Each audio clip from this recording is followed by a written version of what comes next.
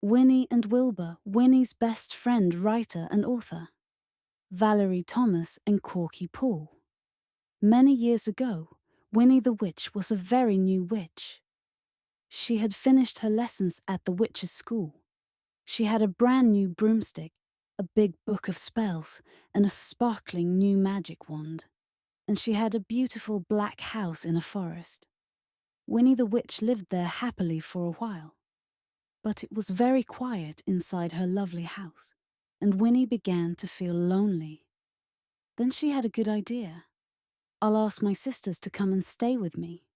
She thought Winnie had 3 sisters, Wanda, Wilma, and Wendy. They were delighted to come and stay. They flew in on their broomsticks with their cats and their luggage, and Winnie wasn't lonely anymore.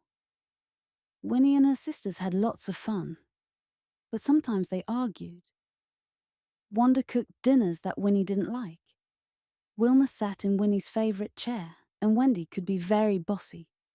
Then, one day, the 3 cats had a spectacular fight.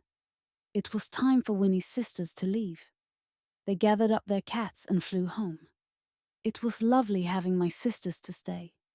And now it's lovely that they've gone home, Winnie thought.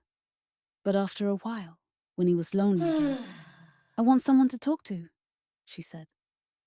Then Winnie had a good idea. She waved her magic wand, shouted, "Abracadabra!" And there was a parrot. Parrots are very good talkers, Winnie said. "Squawk," said the parrot. "Hello, parrot," said Winnie. Squawk. "Screech, screech." "Squawky, chay." "Squawk," said the parrot. It flew around the room, perched on Winnie's head, and knocked over her best vase. Then it flew out of the window and back to its home in the jungle. A parrot wasn't such a good idea, Winnie thought. I'll have to think of something else. I need a friend.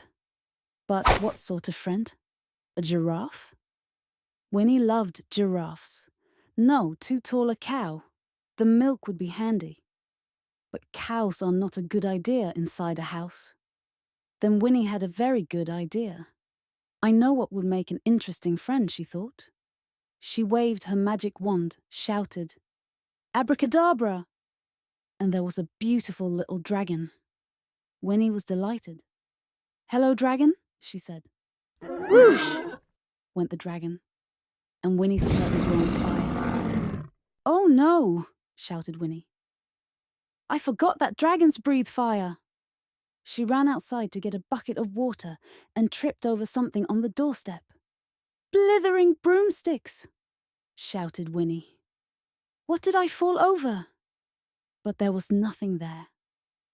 Winnie put out the fire and the dragon flew back to its family in the mountains. Winnie felt tired and lonely and miserable. She plopped down into her favourite chair. Meow! Winnie jumped up. What was that? There, on the chair, was a scraggly, skinny, scruffy black cat. "Meow," it said sadly. "Oh, you poor cat," said Winnie. "Don't you have anywhere to live?" Winnie found a brush and brushed the cat's fur. "Would you like a bowl of cream and some fish?" asked Winnie.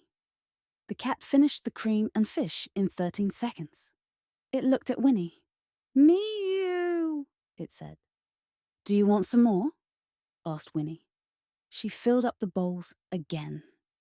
And again.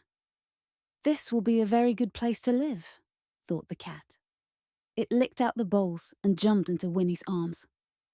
"Would you like to come and live with me?" asked Winnie. "Purr, purr, purr," said the cat. "I'll have to think of a name for you," said Winnie. "Wally?" "No, Winston." "I don't think so." "Willoughby?" "Certainly not." "Wilbur?" "Yes. You look just like a Wilbur." Winnie and Wilbur lived together happily ever after, and Winnie was never lonely again. They flew right around the world, dived under the sea, befriended a dinosaur, and even zoomed up into space.